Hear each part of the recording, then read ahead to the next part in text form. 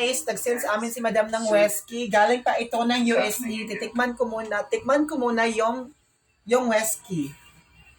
What are you talking about? Some idiot in a ghost face mask. 3 attacks so far. 1 dead. Something about this one just feels different.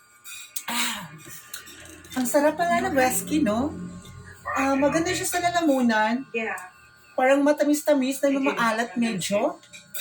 Ito pala ay galing sa